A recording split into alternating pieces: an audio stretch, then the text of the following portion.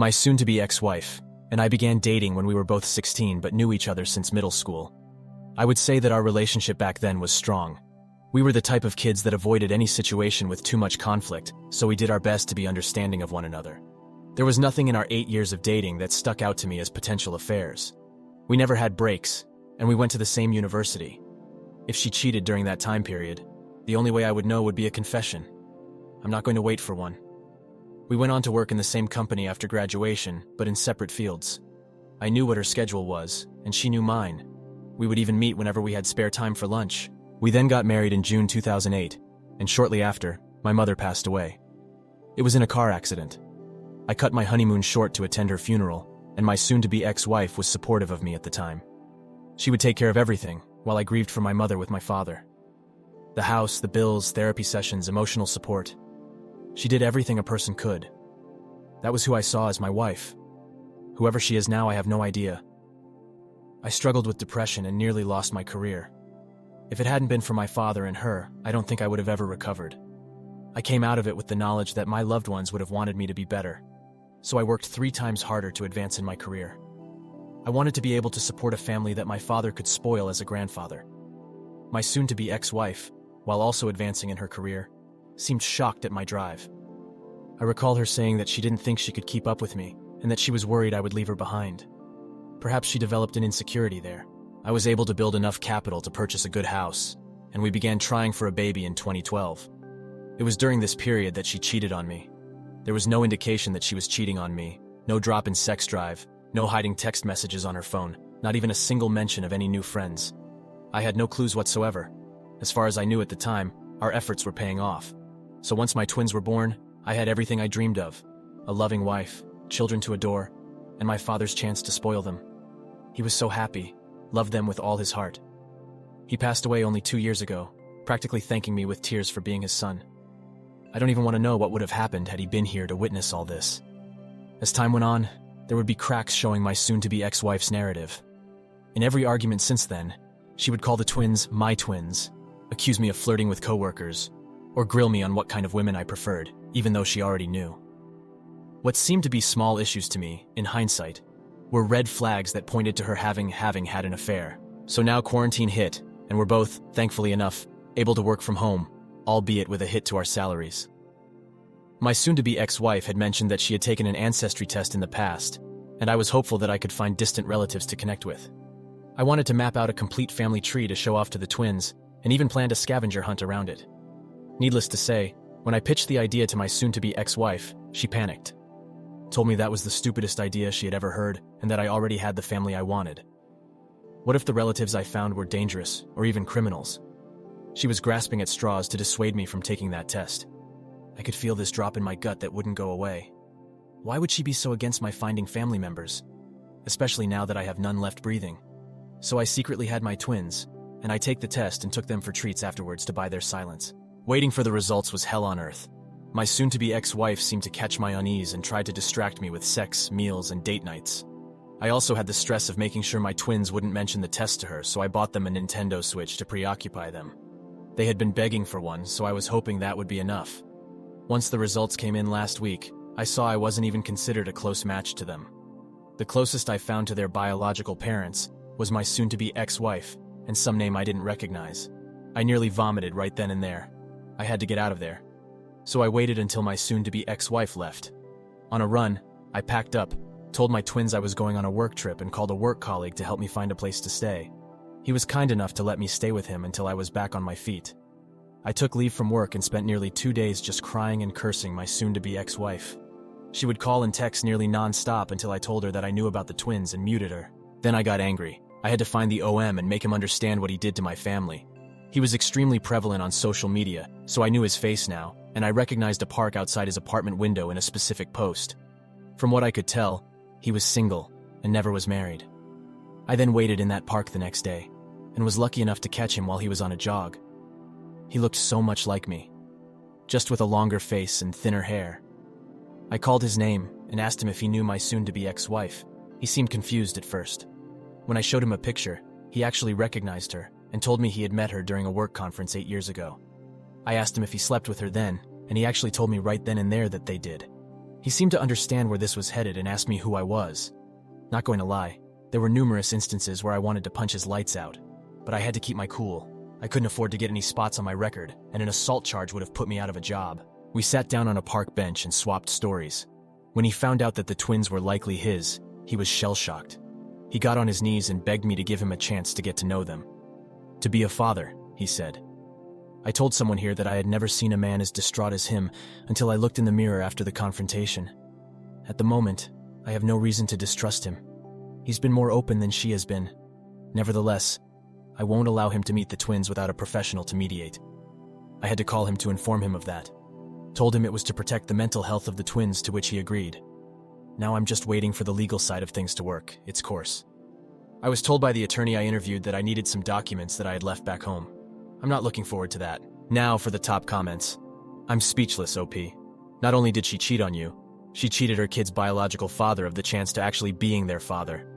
I don't know if people will say you should try to be in the kids' lives, but nobody will fault you for not wanting to. You're in an extremely sick situation, and your wife is an evil and vile person for what she did to you. All I can say is I hope you the best. Stay strong, man. I will. This is just so unreal to me.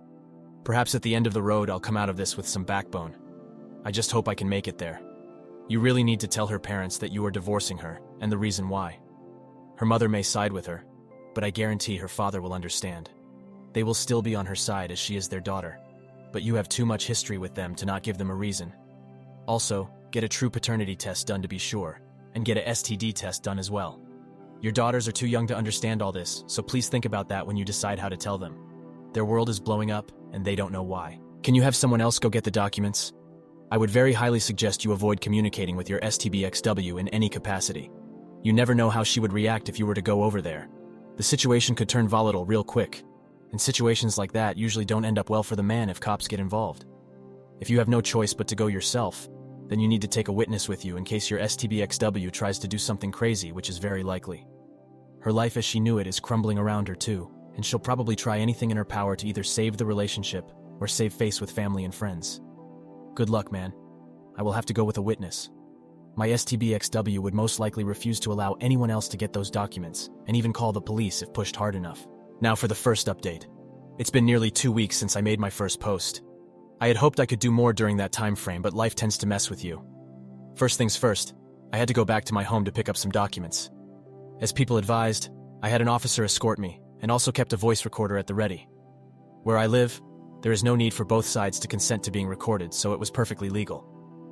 I went back about 5 days ago after talking to my attorney and counseling from my therapist. When I got there, I couldn't see her car in the driveway, nor could I tell if she was still home. It brought me comfort seeing that I wouldn't have to interact with her yet. What made my blood boil, however, was opening my door and seeing the twins in the hallway crying. When they saw me, the twins rushed to hug me. While that wasn't unusual, the urgency that they did it with made me worry about what could have happened. Perhaps this was me trying to distract myself from the pain I felt when I looked at them, but I zeroed in on why they were so upset at seeing me. They told me that Mom just left and that she was mad at them, that she kept crying all the time and that she would scream at them whenever they asked about me. They thought I had run away, and that I was never coming back. One of them literally pulled me to the kitchen and pointed at the floor, saying that Mom shattered a glass there while shouting at them and that the shards hurt them. While they were trying to inform me of all this, I could feel my heart splitting in two. Half of me wanted to flee from the scene with them and protect them, while the other was worried about how the STBXW could twist this to make her a victim. There was no visible signs of abuse, but I'm worried about what it could escalate to. There was no doubt in my mind that she had been drinking heavily. She has had a history of alcoholism. Her family is big on drinking. I haven't seen her drink since we were engaged, and it's possible she relapsed. I only had a handful of minutes left to collect my documents, so I told the twins that I had to rush back to work and told them that I loved them. I contacted their mother right after, and told her that I wanted the twins to stay with me a while. Her voice was extremely slurred, so I knew she was drunk already, at 3 in the afternoon. She basically began bawling and apologizing for everything she had done, that she was a horrible person without me, and that she made a terrible mistake for cheating on the perfect husband. I told her that until she could get a handle on her drinking, she had to let the twins be with me. It took a while, but I was able to convince her that the twins were better off being with me for now. So the next day I went back to my old home with the friend who housed me. God knows how, but she made it back there yesterday and handed me the twins, and kept telling me how the twins missed me, and to give her a date for when I was coming back home. I know she was betting on the twins to lure me back in. She is unaware I already found their father and began filing for a divorce. Now they're here with me, and the OM isn't aware of that. I had continued reading the responses to my older posts, and people pointed out that the agreeable nature of our meeting was strange and concerning. I was too blinded by the relief I felt at finding an agreeable person to notice. Now that I did, I looked into the National Sex Offender Registry, and he wasn't there, thank God. I looked even deeper into his social media, and looking for anything that stuck out, and found comments from 2 years ago mentioning that he was engaged to someone. Seeing no post of him with a woman or man in a romantic light, I can only assume that relationship fell apart. That was the end of my findings. I contacted him and told him that if he truly wanted to become a father, we needed complete transparency between each other. I told him that I knew nothing about his past and what kind of romantic relationships he is prone to build. I needed to trust that he would be good to the twins and that whatever future partner he may have will be the same. I offered to do the same if he wanted me to, but he refused. He would do it if it was what I needed. I know polygraph results aren't always accurate, but it was the only thing I could think of at the time. The most reasonable theory I have is that the reason for his engagement breaking down was the same reason he was so driven to take the role as father. Perhaps a miscarriage or something. We'll take that test later this week. I assume I can pick what questions he had to answer, but if that's wrong, please let me know. Beyond that, my STD test came back clean. I'm okay. Seeing the twins all the time now hurts. Hearing them call me dad feels like a stab in the chest each time. And hugging them makes me feel like a criminal, but I'm dealing with it. I'll try to keep recording all our interactions so that the STBXW can't accuse me of anything, and I have plenty of recordings that she won't like getting out. Needless to say, I've also had a paternity test done, and it's official. I'm not their father. God, it fucking hurts. Now for the top comments. Dude, I am so sorry that you find yourself in this situation. But on one level, there is a story I read today about a man who divorced his wife after raising 2 girls, and the wife had the gall to tell him he was not the father of the youngest one to rub it in his face. While this is tragic and so hurtful, one day you will be able to find a relationship in which you can truly own. Your soon-to-be ex is a train wreck, but she must now live with her deceit. Please keep us apprised of your future happiness. I don't know what I would have done in that man's shoes. I'll try to keep you all aware of what's going on. When you came home and the kids were crying and alone, that was the time to get the police involved. That's child abuse, plain and simple. OP, you are not their biological dad, but you've been their father. At least this little bit of truth is exposed to you. I'd be selective about using it with her, as it's a one-time use thing. I'd take some time to reflect before you decide what to do next. Regardless of what you decide, she's the one that created this mess, not you. Get out of the situation and sue her for paternity fraud. It takes more than biology to be daddy. It hurts like hell when you find out. I know from first-hand experience. You can still be the best dad to those kids if you want to. Just don't fall for any of the STBX's BS and manipulation. Handle her like you would a venomous snake. Now, for the second update. Also, I moved out of my friend's place and got a place to rent. It was difficult, but the OM was helpful by recommending me to a friend of his looking to rent out a place. I felt that it would be safer for them to have their own room, and I'm tired of sleeping on a couch. The polygraph was insightful. The OM was who he said he was, which was a relief. He had no knowledge of my STBXW's marital status, and genuinely wants to be in the twins' lives. His motivation wasn't as intense as I assumed. He just really wanted to be a dad, and none of his previous relationships panned out. I had heard from my STBXW's sister that she was checked into a rehab center and began the process to recovery. At least it would make serving her papers a lot more simple. However, the main issue was the fact that the twins definitely overheard I'm not their father during their time with their mother. I knew they were acting strange since I took them with me. They clung to me far more intensely than normal, asking me worrying questions like if they were adopted or whether I was going to run away again. I had chalked it up to what they had gone through while they were with their mother, due to how difficult it was to get them to talk about it. They would just ask the question and run away once I answered, only to return and demand I let them sit on my lap to watch me work or to play with them.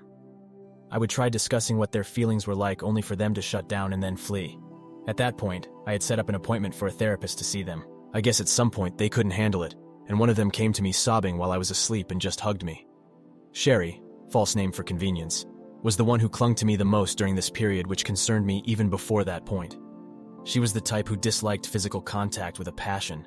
Words were flying out of her mouth, but they were too fast and out of order for me to understand. It took an hour before I even got her to calm down enough to be understandable, and even then it was up to me to make it make sense. But here's the gist of it. None of this are actual statements, and a lot of it is from my observation. assumptions, and piecing together broken statements. During my absence, their mother took to heavily drinking at night and would be inexplicably absent. She's the kind of drunk who talks loud, and that was the case when Sherry went down one night to watch her. Well, if I was correct in my assumption, this was around the time I texted her that I knew the twins weren't mine, and she must have gone ballistic. Sherry told me that their mother was yelling that I should have been able to love them as if they were mine, and not to run away. So me coming back, that must have made them think all of that wasn't true. My behavior during their time with me, however, must have made them concerned. They noticed the drop in my gestures of affection.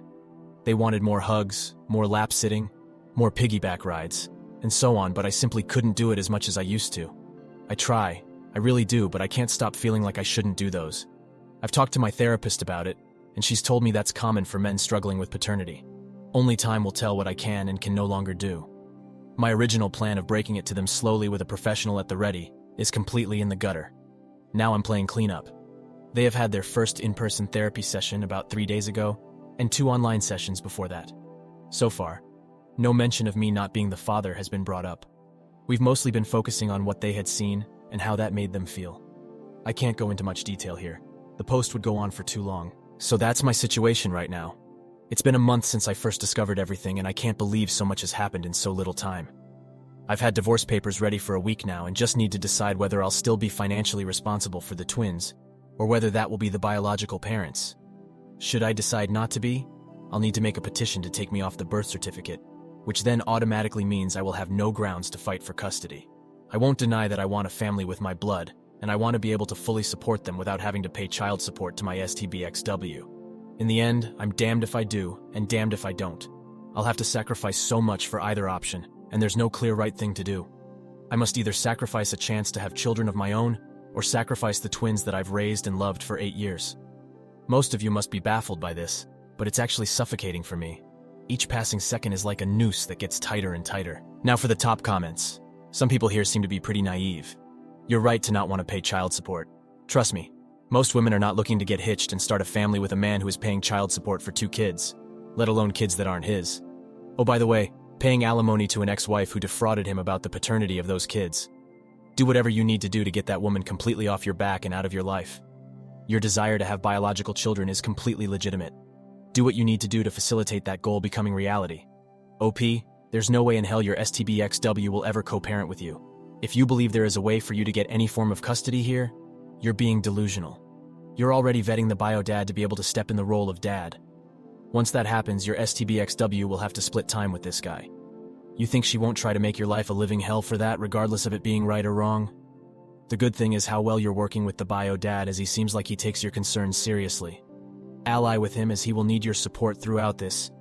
Perhaps your lawyer can represent him. This will be very important later. We all get it.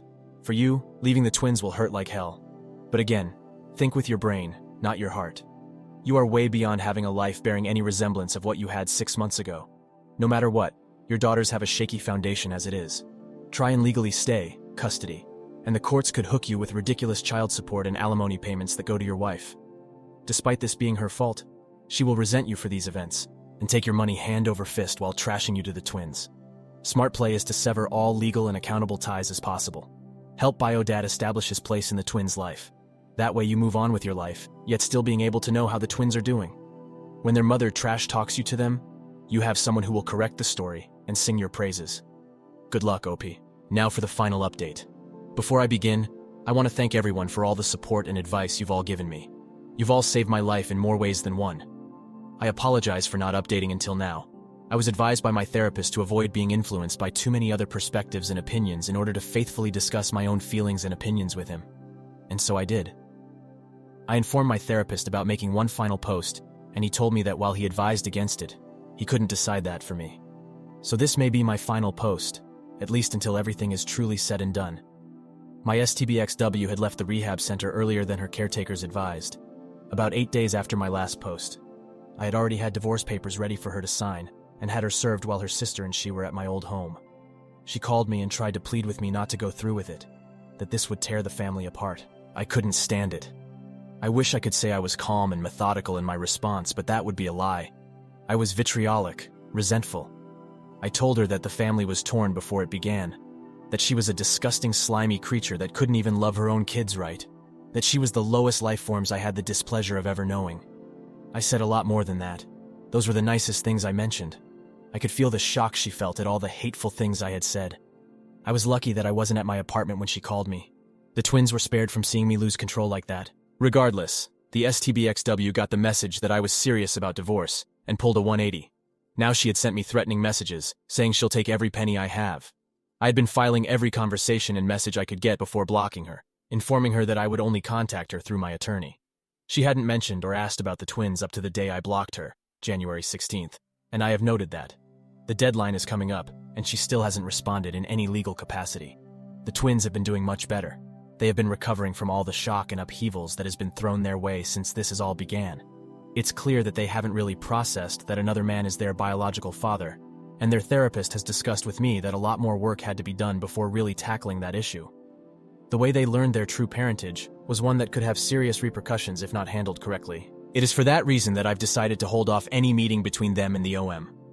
The OM has let me know just how disappointed he was, but that he understood the reason behind it.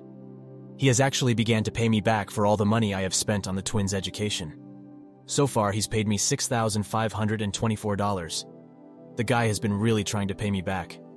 I've kept records of his payments and haven't touched the money yet. I would rather put it into some kind of savings account for the twins. And for myself, I have been doing much better mentally. I have continued to sketch and draw whenever I'm alone so that I don't let my mind wander too much. I've also rekindled my childhood love for gaming, bought myself a PS4 2 weeks ago. PS5s are nowhere to be found these days, and have been enjoying it ever since. The twins and I play together when we can, and it's helped ease the pain I felt when interacting with them. But it's clear every single one of us have been traumatized by my STBXW's actions. I have been putting off any decisions about custody, at least until my therapist and I have the utmost confidence in my emotional stability. If there are any questions, I will be happy to answer what I can. Now for the top comments. Dude, I admire you. For your girls, you are the father. Don't forget, you are the father. No other men will do what you did if not. You love them like a father. Thank you. I'm doing my best to do right by the twins and myself. Her treatment of the kids during this and her not asking about them in your last call is disturbing. Seems like she sees it as being their fault. Sad. Yeah, I used to think the world of her. Now I can't recognize the person she's become. I'm so impressed with the way you have handled this most excruciatingly painful event a man could ever experience. After reading the painful details from your now dead marriage, I think that I'm going to finally spend the money and get an at-home paternal test myself. I've been talking myself out of it for months, but fear of the results is not a valid excuse. Thank you for sharing your strength. Godspeed, friend. Don't make the same mistake I did in telling my wife about the test. Regardless of what you discover, I'm here if you need me. Thank you all for taking the time to listen to this story. I hope you all enjoyed it. Like and subscribe to the channel to get notified when a new video drops. I'll see you in the next one. Take care.